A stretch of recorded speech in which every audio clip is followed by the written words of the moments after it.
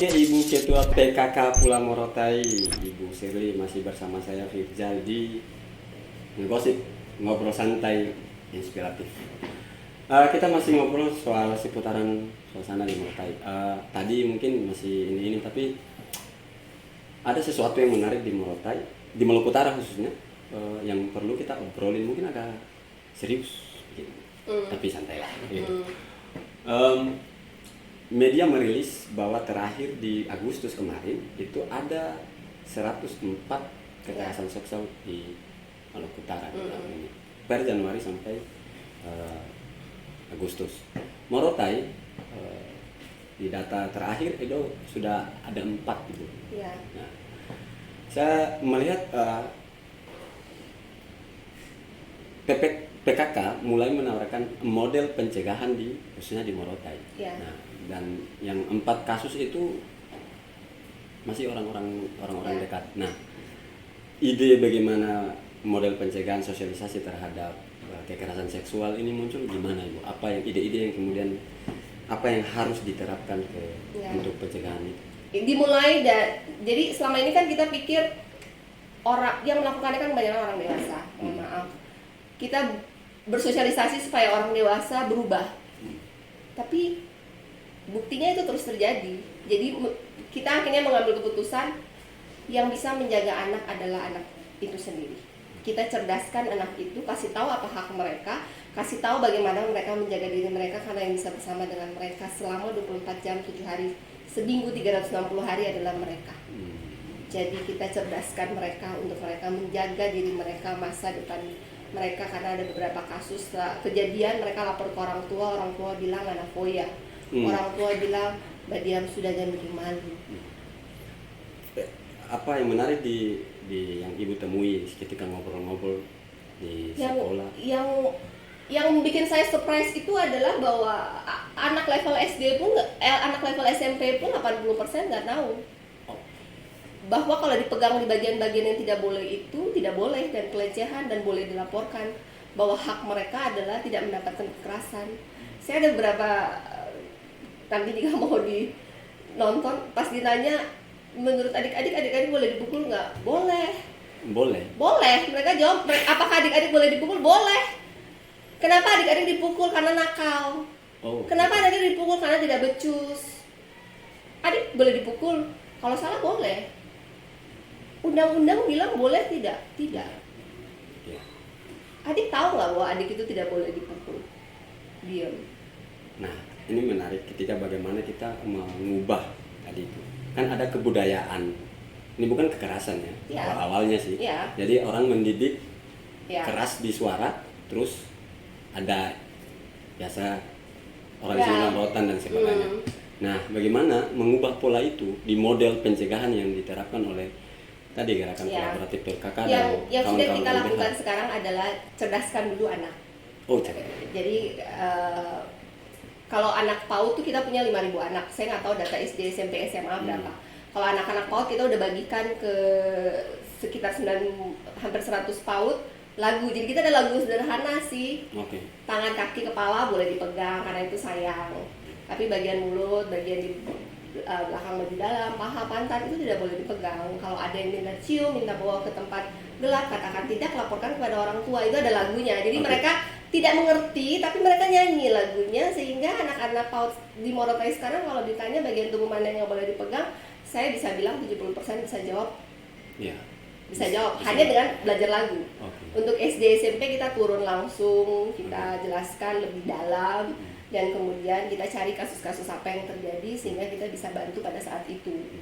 Untuk SMA saya belum sentuh.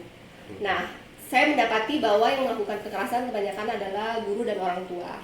Untuk guru kita hari Rabu ini ada pelatihan, kita ada psikolog dari Ternate di bawah Kemenak untuk melakukan penjelasan dan pelatihan kepada guru. Konseling.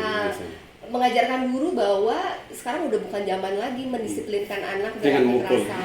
Ada perbedaan antara disiplin dan kekerasan. Jadi guru harus paham dulu, kemudian mainstreamnya yang diubah. Kemudian guru bisa menjelaskan kepada orang tua. Karena ini muter nih. Karena maaf kadang istri dipukul sama suami. ayah mukul anak, anak mukul anak. Jadi ini banyak kasus bully di SD SMP yang kita turun. Guru pun pukul, bukan pukul aja kan, bilang bodoh, hitam, jelek. Itu bully itu nurun. Jadi teman dan teman pun bully. Kalau ditanya siapa yang pernah dibully, semua angkat tangan. Siapa yang pernah membuli, semua angkat tangan. Jadi kita bully membuli harus dicegah, dikat. Mulai dari diri kita sendiri. Saya selalu ngajak ke mereka, dimulai dari diri kita sendiri. Kalau semua adik-adik dalam kelas stop membuli mulai hari ini, berarti nggak ada yang bully kan? Kalau tidak ada yang membuli kalian, kan kalian nggak bully balik. Jadi sudah tidak ada lagi bully membuli. Karena kalau ditanya, kalau dibully sakit hati nggak? Sakit. Kenapa kamu bully orang lain? Balas.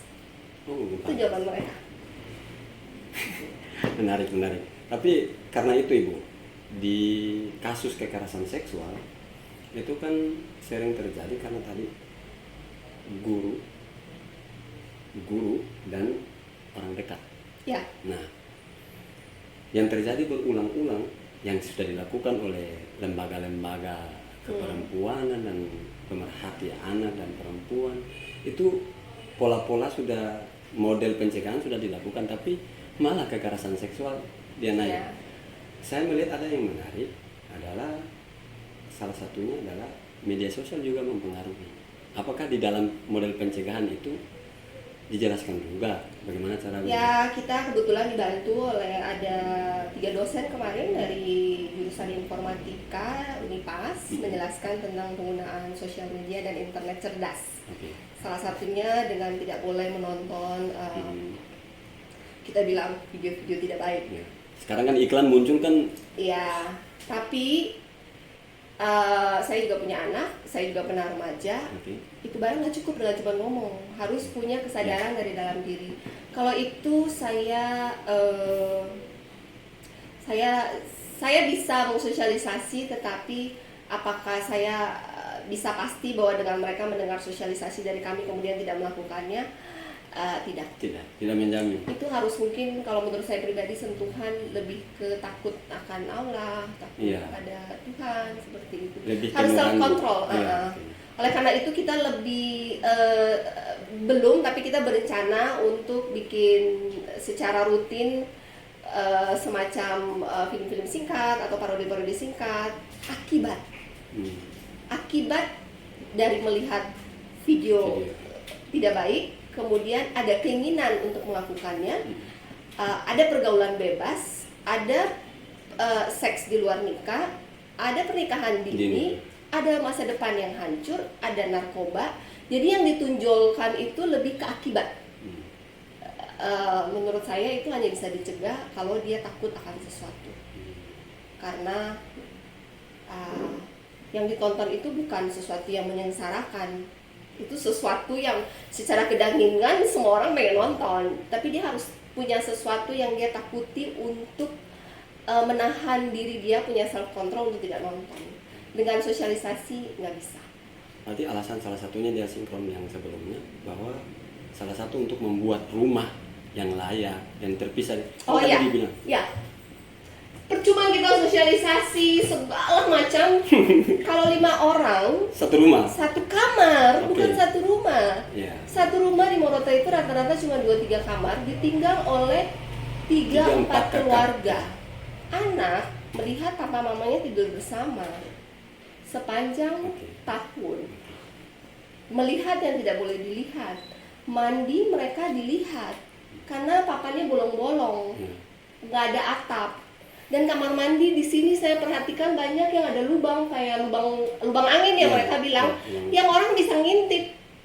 Kan kalau kita di Jawa itu exhaust fan, di sini kan lubang. Jadi orang bisa. Saya pun kalau ke kamar mandi di sini saya was-was sambil berdoa. Dan anak-anak lapor banyak yang hoba. Kalau mereka mandi banyak yang hoba karena kamar mandinya berlubang. Dan ada banyak rumah yang nggak punya pintu, dia kain. Jadi mau kita ngomong pencegahan sampai kita berbusa, kalau tidurnya bareng-bareng, mandi dilihat, ganti baju dilihat, papa mama tidur setiap malam dilihat. Itu yang dirasakan ibu waktu, karena tadi itu urusan mandi dan sebagainya, buat ke kamar mandi. Iya, Awal di makanya kampanye step awal itu- kita benerin dulu rumah. Setelah rumah sudah beres, ini udah masuk tahun ke-5, baru kita bisa ngomong. Sekarang kan tinggalnya udah masing-masing satu keluarga.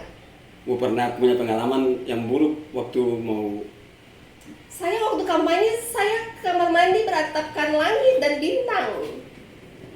kemarin saya ngobrol sama ada cerita soal Endang pernah cerita ke saya soal ibu pernah waktu kampanye pernah ini di pinggir sungai waktu Iya, iya. Jadi saya bilang saya mau ke toilet. Oh, mereka bawa saya, banyak ibu-ibu bawa saya. Oke, ke toilet. Saya bawa tisu. Terus dia tunjuk saya dalam hutan, terus ada kali Mau di kamar situ. mandi, kali. Di mana Bu? Saya nggak lihat di Mau ke situ. toilet? Toiletnya di kamar situ. mandi? Iya, jadi dia suruh saya di kali aja. Di kali? Kali di pinggir jalan aspal. Tapi kan saya udah kebelet ya. Jadi saya masuk aja basah semua di kali. Pulang waktu itu kejadian yang di kali itu saya udah menjabat. Bapak udah menjabat. oh udah menjabat Sekarang desa itu udah direlokasi dan mereka sudah dibangunkan rumah dan kamar. rumah layak huni. Berarti rumah tadi dia sinkron dengan bagaimana upaya untuk mencegah. Di Ternate juga demikian. Belakangan terjadi banyak kasus dan itu orang-orang dekat Ya. karena banyak Dan satu psikolog. lagi orang dekat itu nggak akan maksa pakai pisau. Iya. Nggak. Dia akan merayu atau dengan cara mendekati approach. Itu Kalau yang anak itu sudah kita lengkapi bahwa ini tanda-tanda nih, Iya. kayak kata ibu ini kayak saya mau diapa-apain, terus dia teriak, kita ajarin teriak, gigit, pokoknya apapun yang bisa dilari gitu kan kita ajarkan, nggak akan berani lagi. Mau si deket-deketnya itu coba lagi. Kalau dia merasa oh, anak ini kayak nggak bisa diapa-apain deh. Biasanya selalu dijadikan mangsa apabila dia terlihat menjadi sasaran empuk. Anaknya pendiam, bisa diancam, nurut, nggak berani teriak. Broken home juga salah satu. Ya, sekarang kalau ditanya anak-anak by random yang sudah kita ajarin ya, kalau ada yang mau pegang-pegang, ngapain? Bilang tidak mau. Kalau dipaksa, teriak. Kalau dipaksa lagi, digigit. Menurut saya kan salah satu angka pernikahan dini juga termasuk tinggi. Iya, Itu pekerjaan berat juga, Bu. ya. Itu saya belum sentuh. Belum sentuh ya. Ya. Salah satunya itu ya. Memulai dari yang dini dulu untuk Ya. pencegahan untuk anak. Minimal yang di luar nikah dulu lah, kalau udah sah ya udahlah.